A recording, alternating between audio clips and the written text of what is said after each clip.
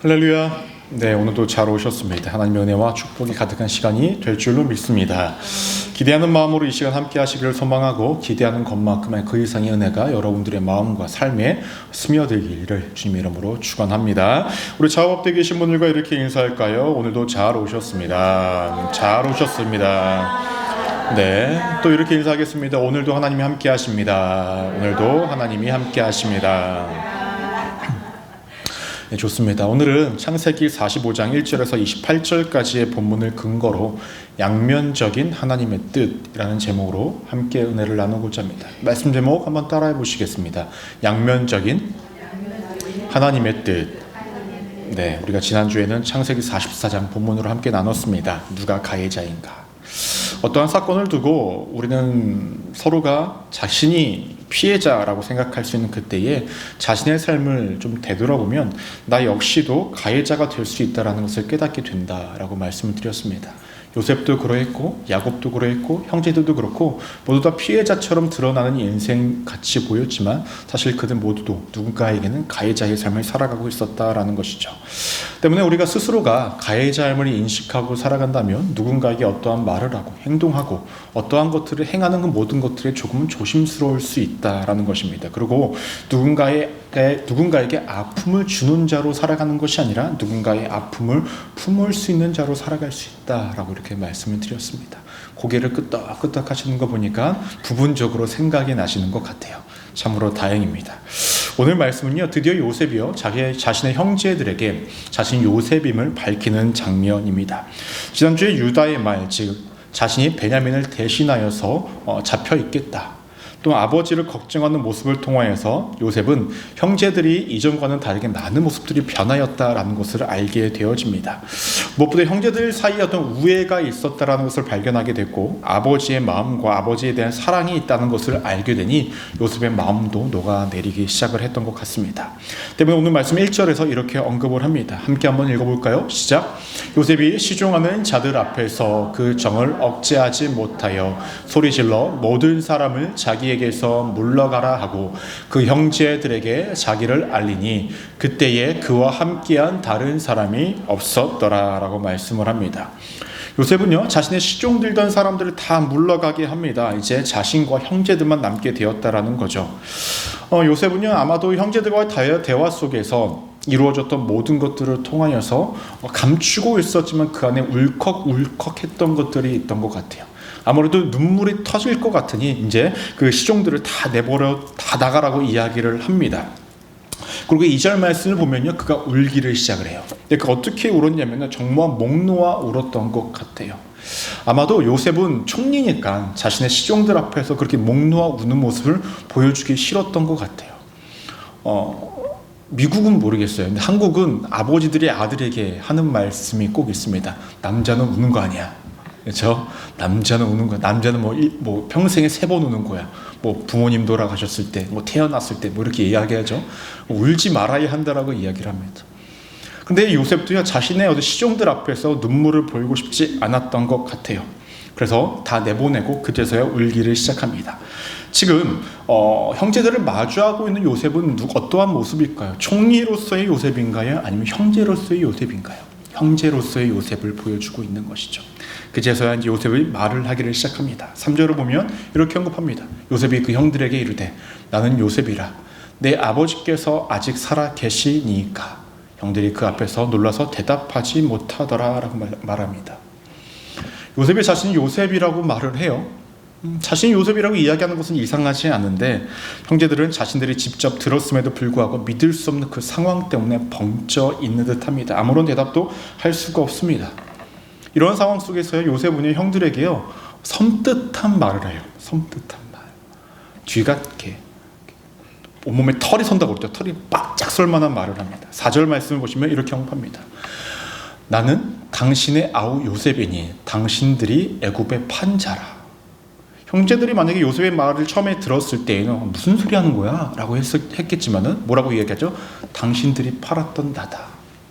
물론 요셉의 입장에서는요, 자신이 당신들의 형제인 요셉인 것을 명료하게 알려주기 위해서 과거의 사건을 이야기했지만 그 사건의 가해자라고 보여줄 수 있는 형제들이 이야기를 들었을 때는 어떠한 생각이 들었을까요?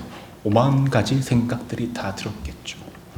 형제들의 눈빛을 봤을 때 어떠한 눈이 보였을까요? 막 눈동자가 막 돌아가는 소리가 들리기를 시작하고, 그렇죠? 막 당황하고 황당해하고 두려워하고 말도 안 되는 얼굴로 요셉을 바라보고 있었을 것입니다. 이때에 요셉이 형제들의 반응을 알고 5절과 같이 말을 합니다. 우리 함께 한번 읽어볼까요? 시작. 당신들이 나를 이곳에 팔았다고 해서 근심하지 마소서, 한탄하지 마소서. 하나님이 생명을 구원하시려고 나를 당신들보다 먼저 보내셨나이다 라고 이렇게 말을 합니다. 이전에 형제들이요, 요셉의 청지기를 따라갔을 때, 두려운 마음으로 따라갔을 때 청지기가 했던 말이 있습니다. 뭘 했냐면은 샬롬이라고 이야기합니다. 평안하십시오, 두려워하지 마십시오 이야기합니다. 지금도 요셉이요, 형제들에게 먼저 이야기하는 것이 무엇입니까? 근심하지 마소서, 한탄하지 마소서, 너희들끼리 막 분열을 일으키지 말라라는 것입니다. 그리고 이유를 말합니다. 자신이 이곳에 있게 된 것은, 자신에게 팔리게 된 것은 이유가 있는데 무의미한 것이 아니라 하나님께서 나를 보내셨다라는 거예요. 여기서 보내셨다라는 이 단어를 한번 찾아보니까 참 재밌더라고요. 어떨 때 이 단어가 많이 쓰이냐면요, 하나님께서 하나님의 사자를 보내실 때 쓰는 말이라는 거예요. 그러니까 무의미하게 보내졌던 어떠한 요셉의 존재가 아니라요, 하나님의 사자를 보냈듯이 어떠한 의미가 있었고 무엇인가를 마련하시기 위한 하나님의 목적을 가지고 요셉이 보내졌다라고 이렇게 고백을 하고 있는 것입니다. 이에 더하여서 7절을 보니까 이렇게 언급합니다. 하나님이 큰 구원으로 당신들의 생명을 보존하고 당신들의 후손을 세상에 두시려고 나를 당신들보다 먼저 보내셨나이다 라고 고백을 합니다. 여기서 하나님의 큰 구원이라는 표현이 있는데요, 큰 구원은 하나님께서 자신의 백성들을 보호하실 때 쓰는 표현이에요. 그러니까 단순히 요셉을 건지시기 위해서 했던 것이 아니라 요셉과 관련이 있고 자신과 약속이, 언약이 맺어졌던 그 민족에 속하여졌던 누굽니까? 야곱의 자손들을 보호하시기 위해서 먼저 보내셨다라는 거예요. 단순히 생명만을 살리시고자 했던 것이 아니라 그 약속을 지키시기 위해서, 단순히 요셉의 형제들만 구원하시기 위한 것이 아니라 그의 모든 가족들을 구원하시기 위해서 나를 먼저 보내셨다라고 이렇게 표현을 하고 있습니다. 이어서 우리 8절 말씀으로 함께 한번 읽어보겠습니다. 시작. 그런즉 나를 이리로 보내신 이는 당신들이 아니요 하나님이시라. 하나님이 나를 바로에게 아버지로 삼으시고 그 온 집의 주로 삼으시며 애굽 온 땅의 통치자로 삼으셨나이다 라고 고백을 합니다. 요셉은 다시 한번 강조해서 이야기합니다. 당신들이 나를 이곳으로 보낸 것이 아니라 하나님이 나를 이곳으로 보내신 것이다. 이 자리에 세우신 것도 하나님이시고 모든 것들의 시작과 끝은 하나님께서 하신 것이다 라고 이야기를 하며 형제들의 마음에 조금 안도를 주기 위한 발언들을 계속하고 있습니다. 여러분, 요셉이요, 과거 20년이라는 시간 속에서 그가 깨달았던 것은 무엇이었습니까? 하나님의 뜻입니다. 하나님의 섭리, 하나님의 손길이었다라는 거예요. 자신이 꿈을 꾼 것도, 자신이 팔리워진 것도, 누군가에게 모함을 받은 것도, 누군가의 기억 속에 잊혀진 것도, 꿈을 해석할 수 있었던 것도, 모든 것들이 다 하나님의 뜻이었다 라고 이 짧은 고백 속에 다 담겨져 있다라는 것입니다. 하나님의 뜻 가운데 자신이 있었기에 하나님의 뜻이 이것 가운데 이루어졌는데, 그것은 아버지와 자신의 형제들을 구원의 길로 인도하시고자 했던 하나님의 뜻이 이루어지고 있다라고 요셉은 이같이 표현을 하고 있는 것입니다. 근데 여러분들이 만약에 요셉이라고 한다면 어떠한 생각이 드시겠습니까? 이러한 생각 들지 않을까요? 하나님의 뜻, 하나님의 섭리 다 알겠다라는 거예요. 그런데 굳이 내가 그 고생을 해야 되나? 아닌가요? 굳이 내가 그 고생을 해야 되냐? 약속된 민족이라고도 하고 자신의 가족들을 구원의 길로 인도함을 받았다라고 한다면 자신 대신 다른 사람이 그 역할을 하면 되지 않을까라는 생각이 들지 않느냐라는 거예요. 저만 너무 생각이 많은가요 또? 네. 그런 생각이 들더라고요. 제가 만약에 요셉이면 하나님의 뜻도 알겠고 섭리도 알겠어. 근데 굳이 그 10명이 넘는 형제들 가운데 내가 그거를 감당해야 하나? 이런 생각이 드는 것이 인간적인 마음일 수 있다는 거예요. 하나님의 뜻이 우리의 삶 가운데 이렇게 다가올 수 있다는 거예요. 하나님의 뜻이, 제 오늘 말씀의 제목이 무엇이었습니까? 양면적인 하나님의 뜻이라고 했습니다. 하나님의 뜻의 한 면이 어떻게 우리의 삶 가운데 다가올 수 있냐면 하나님의 뜻이 내게 불편할 수 있다라는 거예요. 따라해 보실 거예요. 하나님의 뜻이 내게는 불편할 수 있습니다. 네. 우리가 보통 하나님의 뜻이라고 생각을 하면요, 긍정적일 것이다 라고 생각들을 합니다. 맞습니다. 하나님의 뜻은요, 우리의 삶 가운데 긍정적입니다. 근데 더욱더 정확하게 말씀드리면 그 결론이 긍정적입니다. 그 과정이요, 때로는 우리가 체감했을 때, 체험했을 때 굉장히 어려운 순간들도 있고 힘겨운 순간들도 분명히 있다라는 거예요. 때문에 우리는 하나님의 뜻이라는 것이 긍정적으로 느껴지기도 하고 때로는 부정적으로 느껴진다고도 생각을 한다라는 것입니다. 다르게 표현하면 하나님의 뜻이 내 삶 가운데 만족과 은혜를 준다고도 여기기도 하지만 하나님의 뜻이 내 삶 가운데 불편하게 느껴지기도 한다라는 것입니다. 우리는 그 과정이요, 체험적으로 체감적으로 긍정적으로 여겨지지 않는다면 우리는 그 과정을 뛰어넘고 싶습니다. 내 삶 가운데 하나님의 뜻이 결론만 내 삶 가운데 이루어지길 원한다라는 거예요. 왜냐하면 하나님의 그 뜻은 늘 나를 위한 것이고 나를 통해 주변을 위한 것이고 그 하나님의 뜻은 늘 우리의 삶 가운데 좋은 것이기 때문에 결론에만 이르기를 원하는 것이 우리들의 마음이라는 것입니다. 하지만 우리는 잘 알고 있습니다. 요셉이라는 사람의 삶을 통해서 본다면 그의 삶은 그 과정이 정말로 어렵고 힘겨웠다라는 것. 누군가는 요셉을 통해서 이렇게 이야기하겠죠. 저 사람 참 하나님의 축복받은 사람이다. 참 모든 것들이 잘된 사람이다. 라고 지금의 그 요셉의 모습, 총리가 된 요셉의 모습만 바라보고 그 결론에 이른 요셉의 모습만 바라보고 하나님의 뜻은 참 긍정적이다 라고 생각할 사람들이 있습니다. 하지만 만약에 여러분들에게 20년이란 넘는 세월 속에서 온갖 풍파를 다 감당해야 한다라고 한다면 여러분들 그 삶 감당하시겠습니까? 어떠하시겠습니까?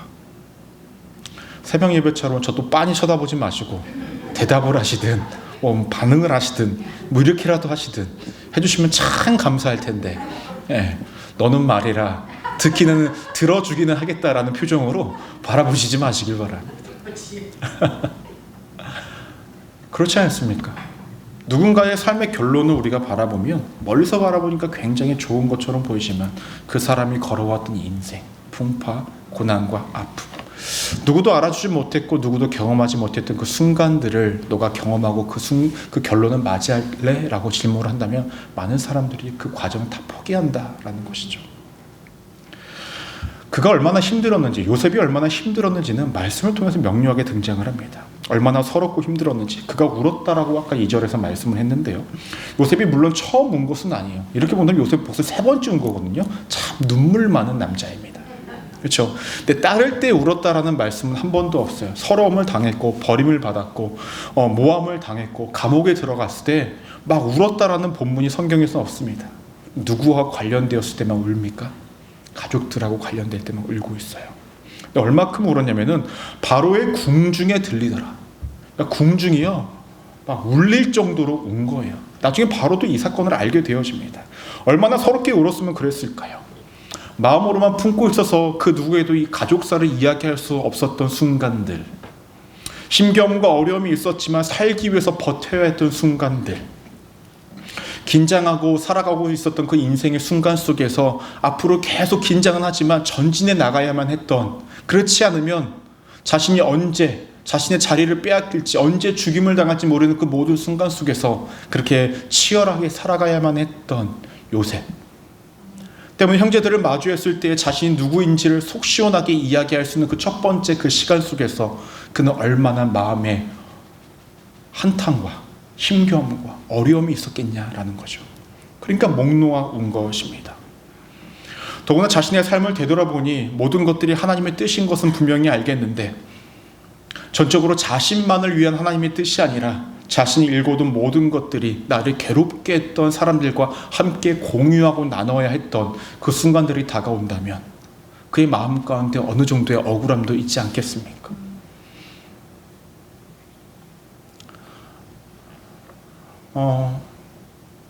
교회에서, 큰 교회에서 사역을 하다 보면 이렇게 함께 사역을 이렇게 한 일을 해결하기 위해서 함께 사역을 할 때가 있어요. 근데 사람들이요, 다 힘들다고 해서 갔어. 근데 만약에 저 혼자 막 밤새서 열심히 해놨어요. 근데 다음 날 이제 그것을 책임져야 도 만약에 담임 목사님이 야, 너무 잘했다. 야, 너네 팀 진짜 잘했다. 라고만 이야기를 하면 제가 얼마나 섭섭하고 얼마나 억울할까요? 저는 밤새고 했는데 나머지 사람들 다 집에 가서 편히 자고 왔어. 얼마나 억울하냐라는 거예요. 그렇죠. 근데 그건 저는 만약에 제가 그랬다고 한다면 그건 한 사건이잖아요. 하루잖아요. 근데 20년이 넘는 세월을 그렇게 보냈던 요셉, 그것을 공유해야 되는 상황. 아까도 말씀드렸듯이 왜 나인가? 왜 하필 나여만 했는가? 나의 고통과 아픔을 누군가가 대신할 수는 없었는가?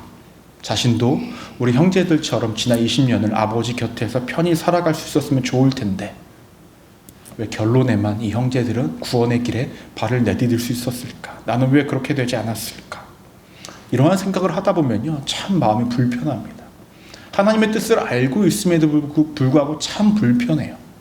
참 마음이 어렵다라는 것입니다. 근데 이러한 모습은요, 사실 요셉에게만 나타나는 것은 아닙니다. 예수님도 그러한 길을 걸어가셨죠.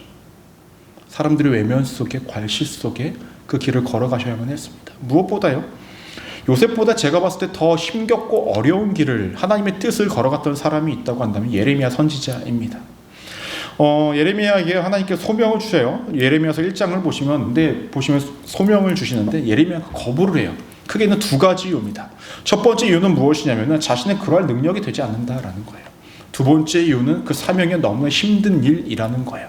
그럼에도 불구하고 하나님께서 계속 시키십니다. 너 하나님의 뜻이니까 따르고 가라 라고 합니다. 그 뜻을 따라갑니다. 그런데요, 하나님께서 선포하라고 하는 것들을 선포할 때마다 사람들이 자신을 죽이려고 해요. 회개를 선포하라고 이야기하는 것, 회개를 선포하라고 이야기를 하니까 사람들이요, 무시해요. 회개를 하지도 않아요. 그래서 여러분 성경을 보시면 예레미야가 끝내 어떻게 되는지 아십니까? 그들도요, 예레미야도요, 사람들과 별반 다르지 않아요. 하나님의 뜻대로 모든 것들을 행하며 살아가는데 그도 포로로 끌려갑니다. 성경을 보시면요, 예레미야가 끝에 어떻게 죽었는지, 어떻게 살아갔는지 그 말씀에 등장하지 않아요. 그 누구의 칭찬과 높임과 찬양 속에서 그의 인생이 마무리 지었던 것이 아니라 그저 사라져버리는 존재로 끝나버렸다라는 겁니다. 하나님의 뜻을 행하며 살아갔는데 참으로 불편한 결론 아니겠습니까? 우리의 삶도 때로는 이럴 수 있다라는 거예요. 하나님의 뜻인데 굉장히 불편한 과정을 겪거나 불편한 결론을 맺기도 한다라는 것입니다. 여러분들의 삶에 이런 하나님의 뜻이 주어진다면 여러분들은 어떻게 하시겠습니까? 어떻게 하시겠냐라는 거예요. 지금 우리는 말로는 대답할 수 있어요. 그래도 따라야겠죠. 물론 지금처럼 여러분들처럼 아무런 대답을 안 하실 수도 있어요. 근데 그 누구도 쉽사리 그것을 마주하게 되었을 때에 그것은 내가 그리 가겠나이다라고 대답할 수 있는 사람은 사실 그렇게 많이 없다라는 거예요. 우리는 정말로 하나님의 뜻을 구하고 있는가, 아니면 나의 뜻을 하나님께 투영시키고 있는가를 되돌아볼 필요성이 있다라는 거죠. 여러분들은 하나님 왜 믿으십니까? 왜 믿으세요? 아마도 대부분의 분들은 제가 상담을 해보고 이야기를 해보면 구원받으려고, 천국이 있다고 하니까 천국 가려고 하나님입니다. 그럼 제가 이렇게 항상 질문합니다. 만약에 천국이 없다고 가정을 한다면 하나님 안 믿으시겠습니까? 어떠하시겠어요? 안 믿죠. 세상에서 얼마나 재밌는 게 많은데. 이렇게 이야기하시는 분들도 있다라는 거예요. 사실 우리가 하나님을 믿어야 하는 이는 물론 천국이라는 곳이 있기 때문에, 구원이라는 것이 있기 때문에 믿기도 하지만, 내가 태어나기 전부터 나를 기억하고 알고 계시고, 내가 먼저 사랑하기 전부터 나를 사랑해 주시고, 나를 그 누구보다 잘 아시고 나를 보호하시고 지키시는 그 하나님의 손길과 은혜라는 것을 알기에 우리가 찬양해야 할 목적으로, 높여야 할 목적으로 하나님을 믿는 것이 가장 근본적이라는 거예요. 그렇게 믿고 살아가는 인생 속에서 우리가 하나님의 뜻대로 살아가지 못해 죄악의 문제에 부딪혔을 때 그것을 해결하시기 위해 우리에게 구원의 은혜를 선물해 주신 거죠. 우리가 하나님을 믿어야 할 목적은 단순히 구원을 받기 위한 것, 그 이상의 것들이 분명히 되어지고, 또 본질적으로는 우리가 창조된 목적은 하나님을 찬양하고 높이기 위한 존재라는 것을 먼저 기억하고 살아가야 한다는 거예요. 그렇다고 한다면 우리의 삶에 하나님의 어떠한 뜻이 내가 여기기에 불편하고 어렵고 고된 것들이 주어진다 할지라도 우리가 그것을 받아들이고 따를 수 있는 믿음의 역량이 우리 안에 있어야 한다는 것입니다. 이렇게만 하나님의 뜻의 한 면만 말씀을 드리면 참 불편하겠죠. 이제 말씀을 보시면 또 다른 면이 있다는 것을 우리가 발견하게 되어집니다.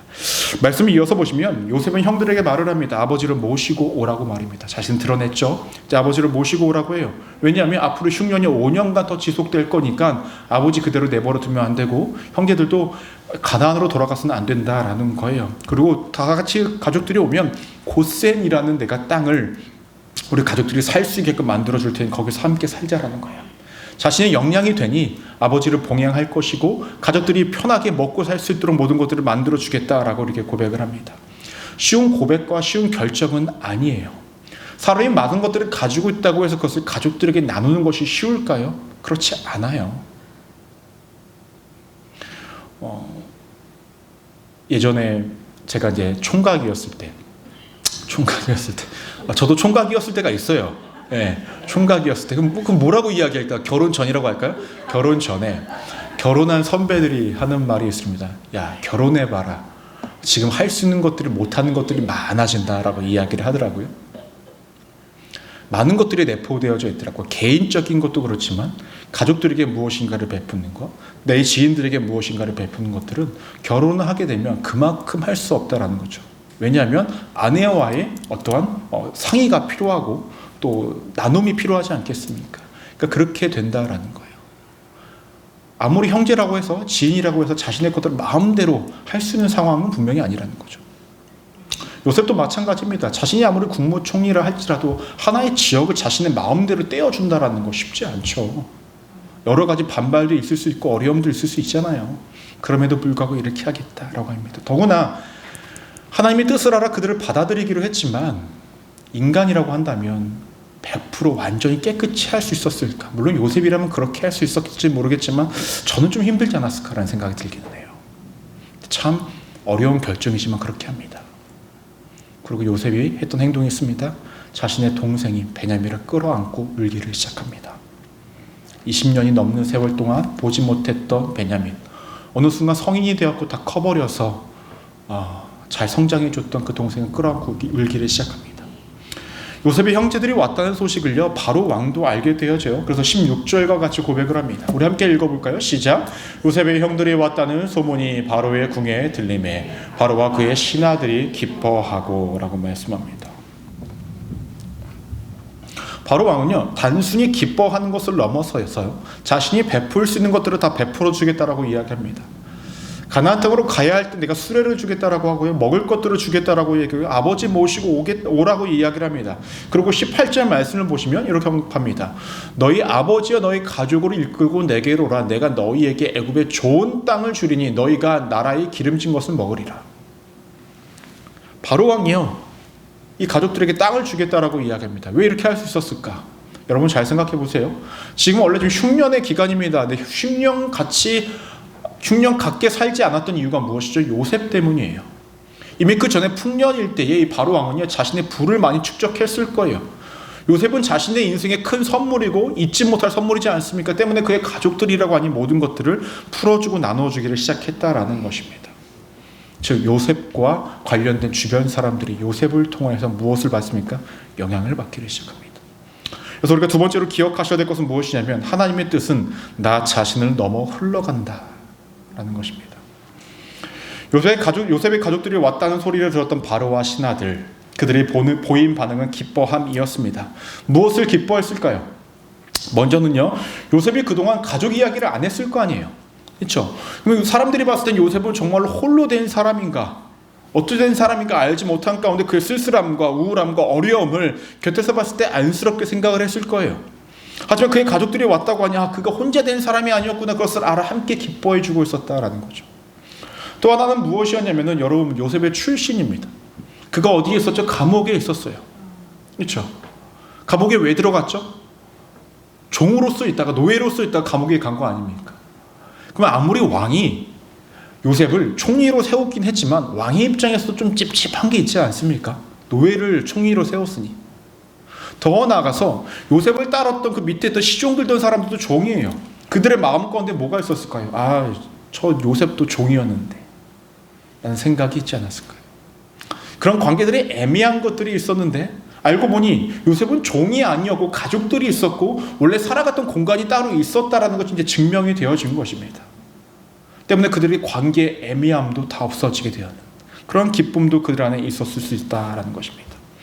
이렇게 본다면 모두가 다 기쁨의 상태입니다. 바로도 기뻤고요, 신하들도 기뻤고요, 요셉도 형들을 마주하게 돼서 기뻤고요, 형제들은 이제 더 이상 굶지 않아도 되어서 너무나 기뻤고요, 아직 이 소식을 알지 못한 야곱도요, 자신의 아들을 마주할 수 있게 되어 이제 기쁨에 이르게 되었다라는 것입니다.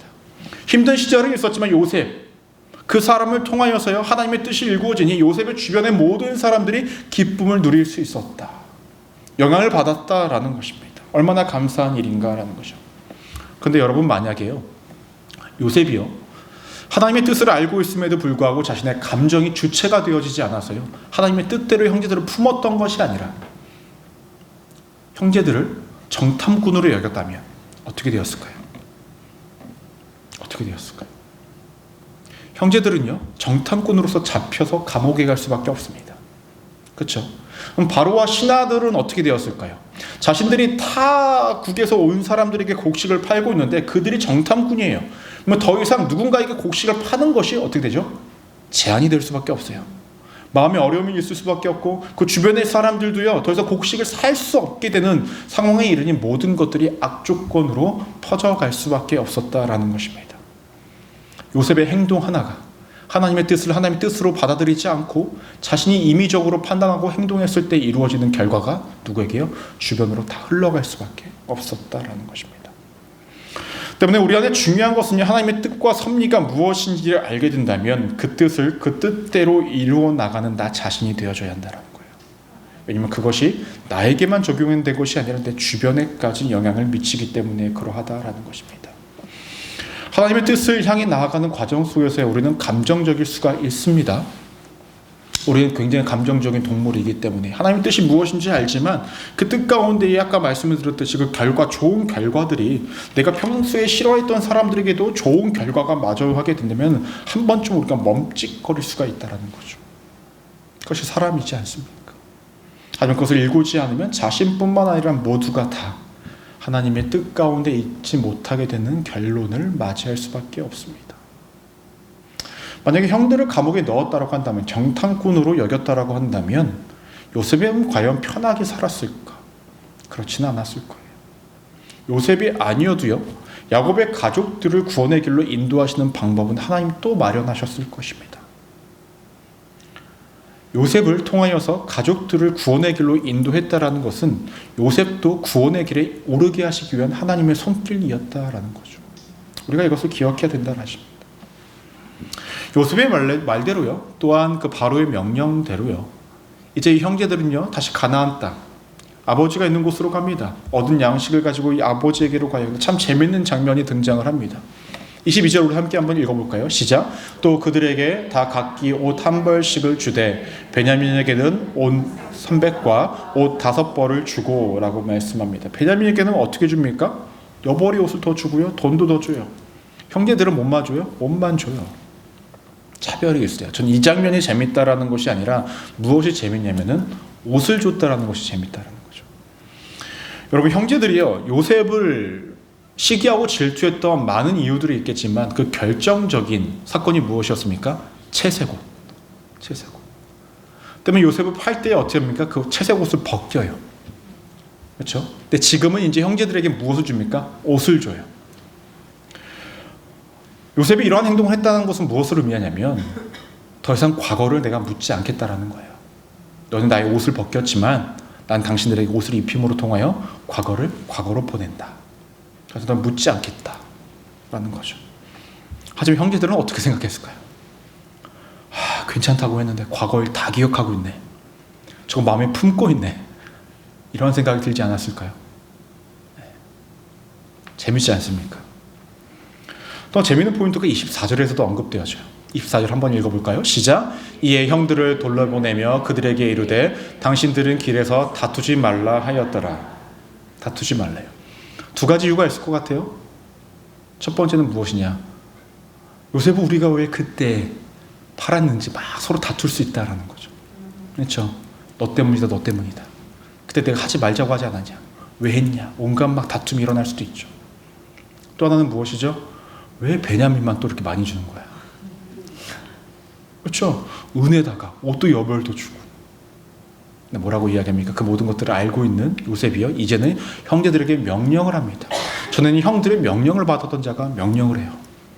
그걸 다투지 말라라고 이야기를 합니다. 참 재밌지 않습니까? 형제들은 이제 애굽에서 가나안으로 갑니다. 그 아버지를 만나요. 그리고 이렇게 말을 합니다. 26절을 보니까 이렇게 말씀합니다. 알리어 이르되 요셉이 지금까지 살아있어 애굽 땅 총리가 되었더이다. 야곱이 그들의 말을 믿지 못하여 어리둥절하더니.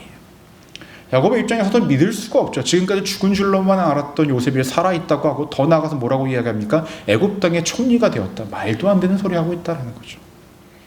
형제들의 말에 신뢰하지 못합니다. 그런데요, 야곱이 신뢰하는 사건이 딱 한 가지가 나와요. 27절을 보니까 이렇게 언급합니다. 요셉이 자신을 태우려고 보낸 수레를 보고서야 기운이 소생한지라. 형제들의 말에는 신뢰를 갖지 못했던 야곱이요, 요셉이 보냈던 수레를 통해서 어떻게 되냐, 그때서야 확신을 하게 됩니다. 이들 가정에 얼마나 아버지와 자녀들의 신뢰관계가 없는지가 명확하게 나타나지 않습니까? 자녀들의 말을 도무지 믿지 않지만 그들이 가까워왔던 그 무엇을 통하여서 증명되었고 믿기를 시작했다라는 것입니다. 그래서 우리가 마지막으로 나누고자 하는 것이 있는데, 그것은 무엇이냐면 하나님의 뜻은 결국엔 구원의 자리에 이르게 하는 것이라는 거예요. 따라해볼까요? 하나님의 뜻은 구원의 자리에 이르게 하는 것입니다. 우리가 말씀 처음에 나누었을 때 하나님의 뜻에 양면성이 있다라고 말씀을 드렸습니다. 하나는 나를 불편하게 하는 부분이고, 또 하나는 지금 말씀드립니다. 우리를 구원의 길에 있게 하는 것이라는 것입니다.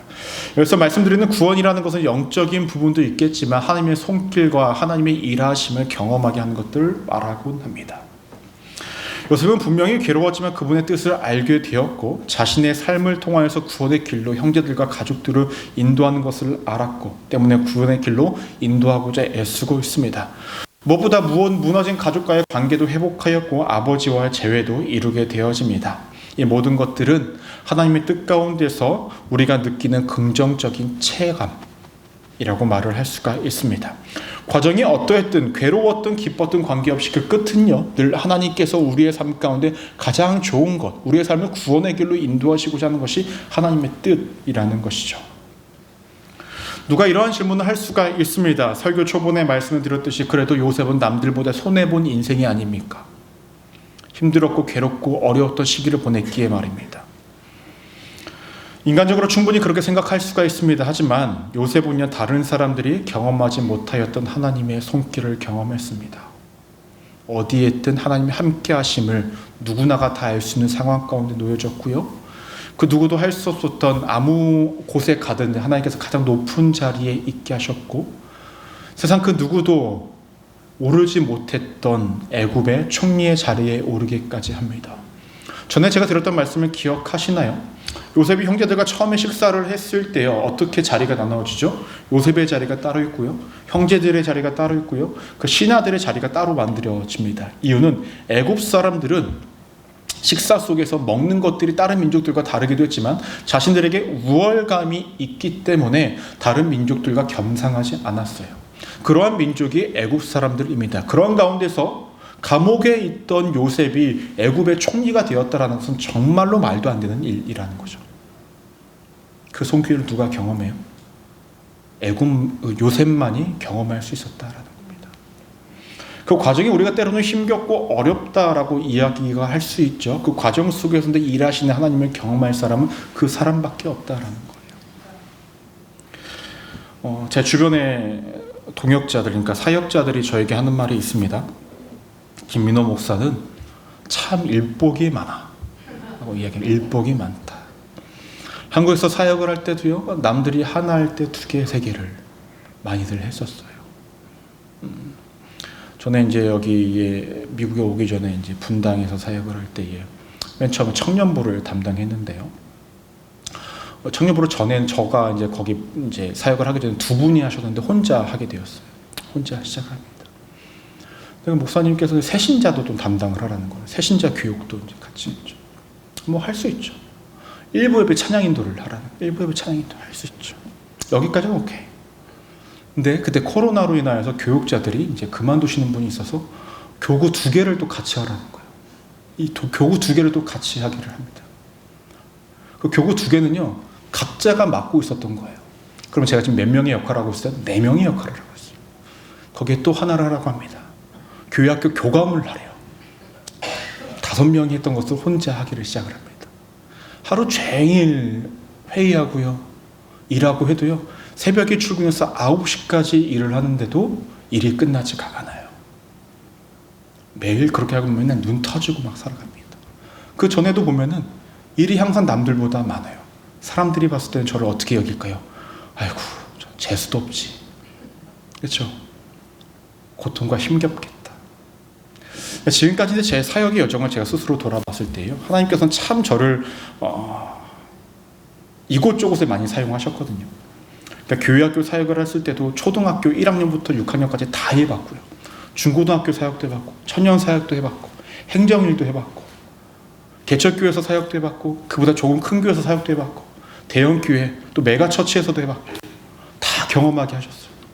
그것이 무슨 상황이 맨날 바뀔 때마다 저는 마음이 편했을까요? 어려웠을까요? 너무나 힘들어요, 여러분. 매번 새로운 것들을 감당해야 된다는 게 굉장히 어렵거든요. 근데 다 경험하게 하셨어요. 그러니 제가 순복음 소망교회 왔을 때에 힘들었을까요? 안 힘들었을까요? 안 힘들었어요.